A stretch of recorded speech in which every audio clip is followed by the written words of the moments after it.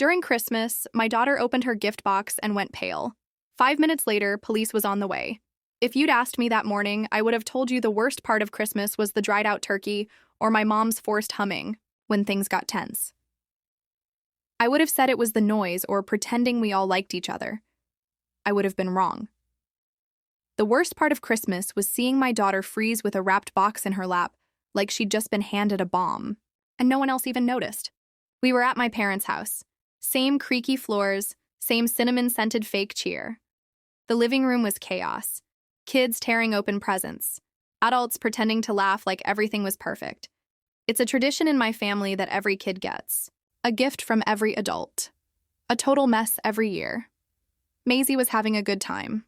For once, she sat in a pile of wrapping paper, smiling, actually smiling, which was rare lately. Then she picked up a box, medium-sized, shiny red paper. She peeled it back carefully like she always does, slow and sweet. And then she stopped. Her face changed so fast it stole the breath from my chest. Her smile dropped. Her body stiffened. She looked up at me across the room, pale and frozen. Then she walked slowly, carefully, like the box might explode. She reached me, grabbed my hand, and whispered, "Mommy, I'm scared. Just look. Don't say it." I looked inside. At first, it looked like a toy, harmless. But then I saw it. A tiny crack. On the wing, a smudged blue marker line along the side. It wasn't just any toy. It was his. And that's when I couldn't breathe. 6 months ago, Theo, my stepson, disappeared from school. 1 minute he was in the cafeteria, the next gone. No witnesses, no footage, just his backpack dumped behind a hedge. The police said he probably ran away. We knew better. He was only 8. Sweet, gentle. He didn't run. He vanished. We never stopped looking. We never stopped grieving. And now, this toy was in my daughter's hands, wrapped as a Christmas present. I walked her out to the car, told everyone she felt sick. My hands were shaking. Her knees were pulled to her chest in the back seat. 2 minutes later, I called the police. They arrived quietly, calm, like nothing was wrong. But everything was wrong. I met them halfway up the driveway and handed them the toy. I told them why I was certain it was Theo's. The officer nodded, took notes, said they'd follow up. Then, I heard someone say the gift was from my niece, my sister's daughter. They questioned her. She said she found the toy in the house and thought it would be a nice gift. That's when my stomach flipped because Theo had never been to my sister's house, not once. When they pulled my sister aside, she was all smiles, calm, said they had toys everywhere. Could have come from anywhere. She was lying. When Owen, Theo's father, arrived, he didn't say much. Just stood beside me, silent, cold. Later, we found her alone in the sunroom, pretending nothing happened. I asked her again. Her smile twitched, then faded. "It was Theo's mother," she whispered. "She called me months ago, said she missed him. She offered me money." I thought, it was just one visit. 1 hour, Owen's jaw tightened, but he didn't speak. She said she'd bring him right back. My sister continued, but she didn't. I called and called. Nothing. Then I stopped. I felt the blood drain from my face. "You let us believe he was dead," she cried. The ugly, quiet kind. "Please," she begged. I didn't know what else to do. We left, went straight to the police, told them everything. Her silence, the deal, the betrayal. She was arrested the next day. Obstruction, endangerment, maybe more. Then came the call. They found Theo, alive in Arkansas, living under a fake name with his biological mother. We saw him over video first. Taylor, older, scared. "She told me you didn't want me," he said. I almost collapsed. We never stopped looking. I whispered, "You've always been ours." He looked down, then back up. "Can I come home?" Theo came back a week later. He didn't run into my arms. He stood still, watching, waiting. Then Maisie threw herself around him. He dropped his bag and hugged her like she was the last safe thing in the world. I knelt in front of him, and when he leaned into my coat and whispered, "Hi, Mom." I knew we didn't get everything back.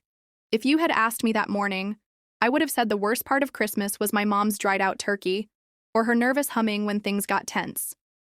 I would have said it was the noise, the forced smiles, pretending we all liked each other. I would have been wrong. The worst part was seeing my daughter, Maisie, freeze with a wrapped box in her lap like it was a bomb, and no one else seemed to notice. We were at my parents' house, the same creaky floors, the cinnamon-scented fake. Cheer. The living room was chaos. Kids tearing into gifts, adults pretending everything was perfect. Every child gets a gift from every adult, a messy tradition every year. Maisie sat quietly in a pile of wrapping paper, smiling in a way that had been rare lately. Then she picked up a medium-sized, shiny red box. She peeled it back carefully, slow and sweet, then stopped. Her face went pale, her smile disappeared. She looked at me, frozen, then walked over cautiously, clutching my hand. "Mommy, I'm scared. Just look."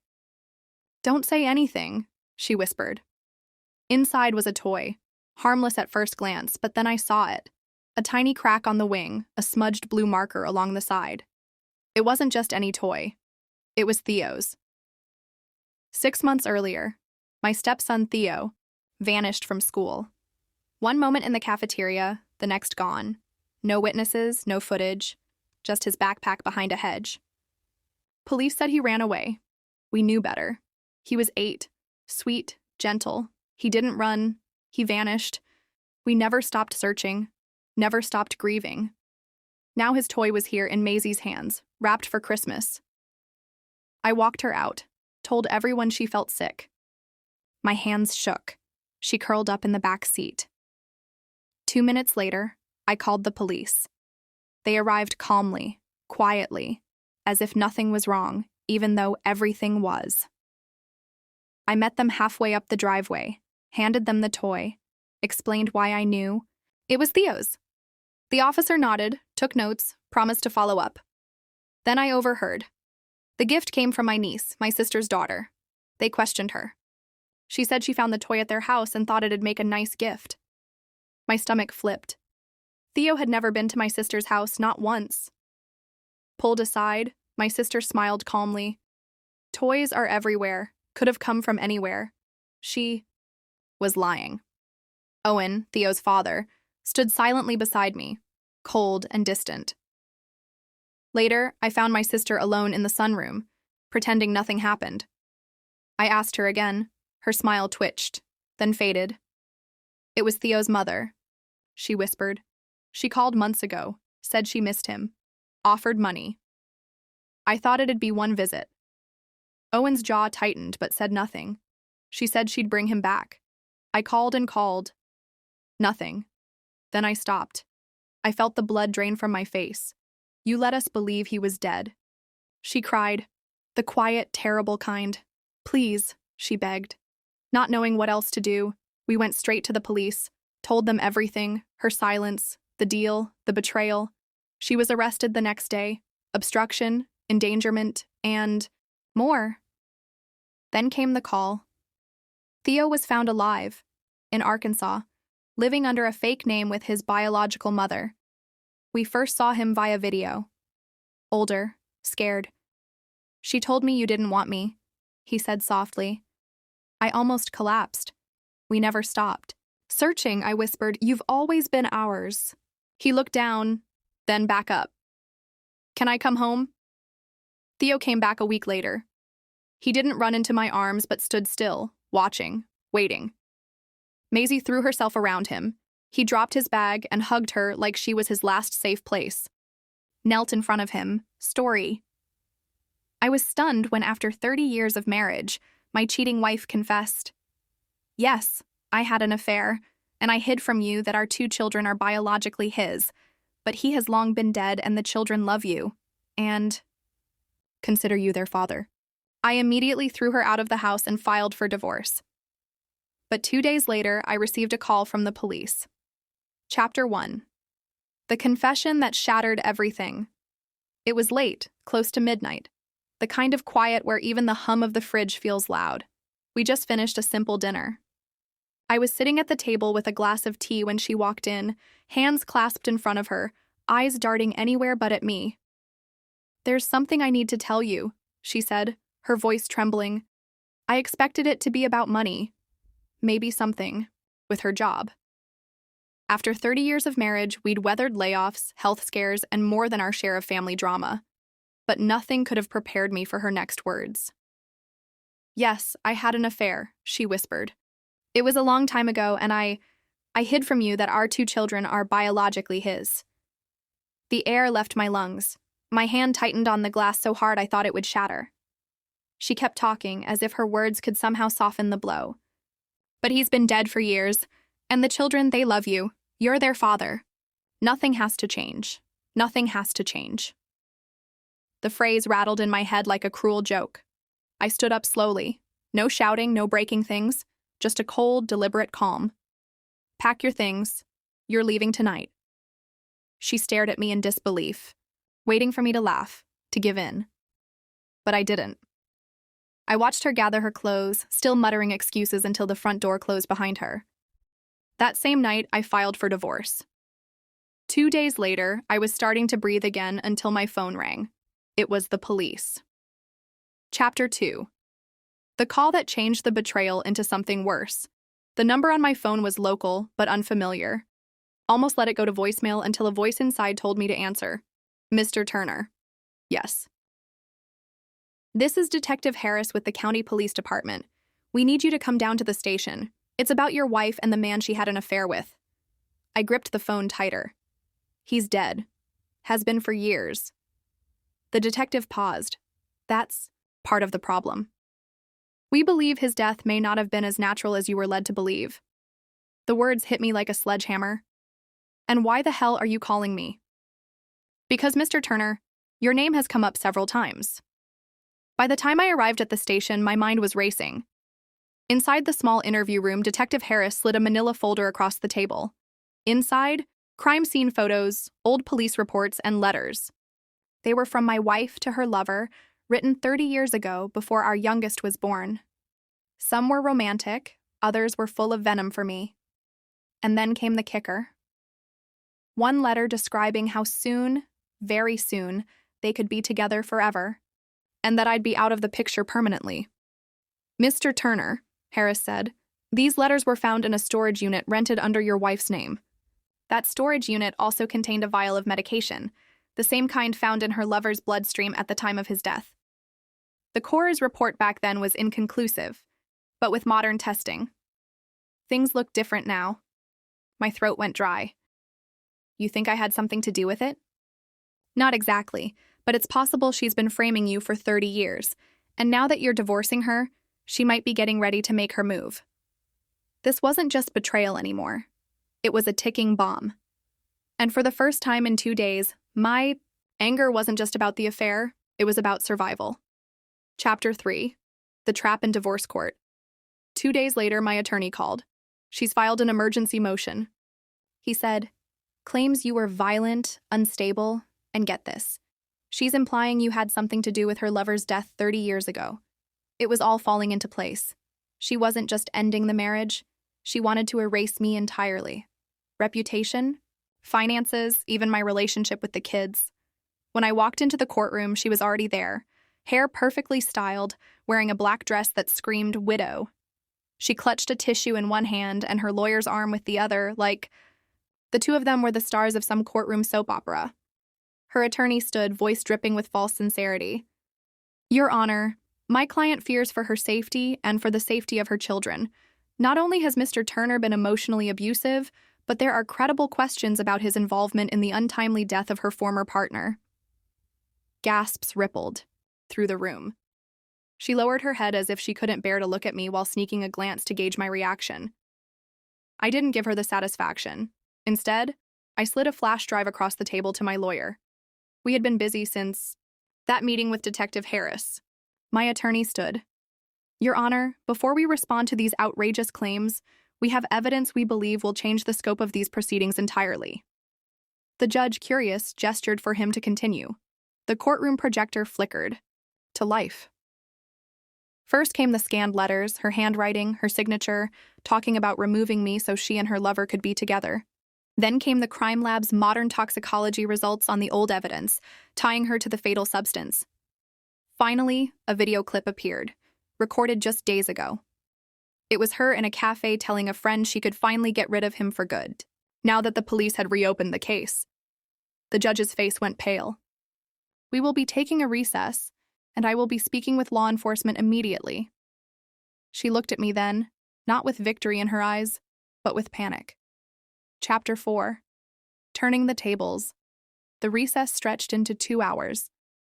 When the judge finally returned, he wasn't alone. Detective Harris walked in right behind him. The sight of the detective made her flinch, her manicured nails gripping the edge of the defense table like it could keep her world from collapsing. The judge's voice was firm. "This court will no longer proceed with the divorce hearing until the criminal matters are addressed. Mrs. Turner, you are to remain in the custody of Detective Harris pending further investigation." Her mouth opened, in protest, but Harris was already at her side. "Ma'am, you'll need to come with us." As they led her away, she twisted to glare at me, whispering just loud enough for me to hear. "This isn't over." But it was. She just didn't know it yet. Over the next week, my attorney and I got to work. With the criminal case active, her access to our joint accounts was frozen. Her assets were under review for possible seizure due to the murder investigation, and since the accusations she made in court were now proven false, I filed a civil defamation suit. The damages alone could wipe out everything she owned. I also reached out to the children. I told them the truth, not in anger, but calmly with the evidence to back it up. At first, they were stunned, but when they saw the video of her laughing about framing me, the shift was immediate. My son muttered, "She's not the woman I thought." She was. My daughter just cried and hugged me. Then came the final blow. I contacted the families she had worked with during her charity board days. These were wealthy donors, the kind of people who cared deeply about their image.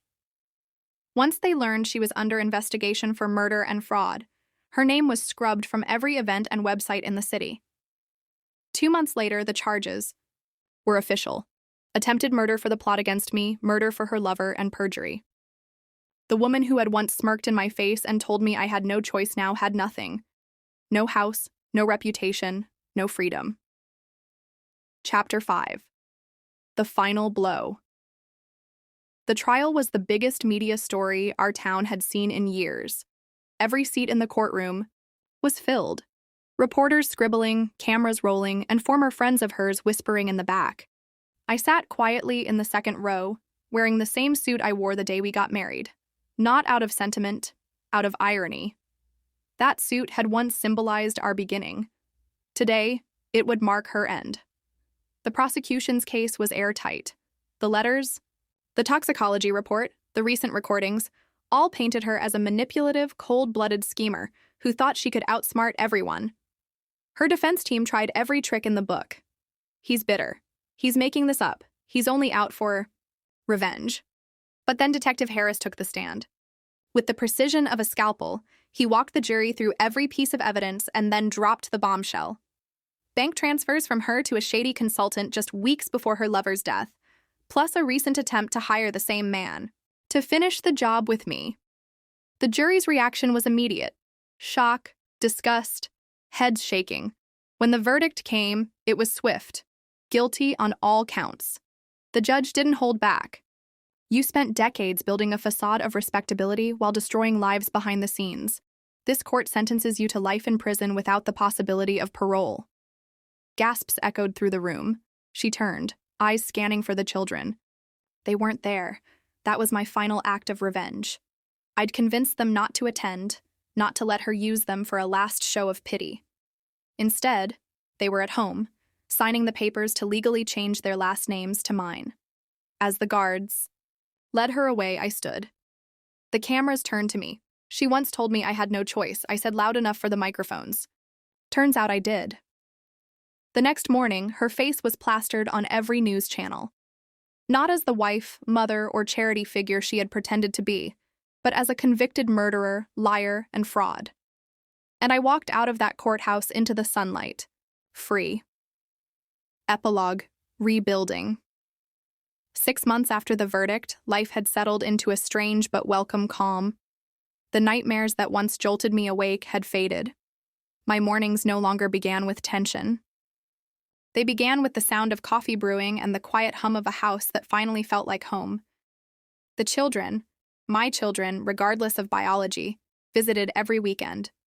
At first, conversations were hesitant, as if we were all learning to speak a new language, but over time, laughter returned. My son asked me to help him fix his old truck. My daughter insisted I teach her how to make my famous Sunday pancakes. One Sunday, she set 2 plates down, looked at me and said softly, "Dad, I know now. You were always the real parent." That one sentence erased 30 years of lies. Financially, I was fine. The divorce settlement had been overturned due to her fraud and criminal conviction, and the civil case awarded me damages large enough to pay off the house, fund the kids' education, and secure my retirement. But the real wealth was peace.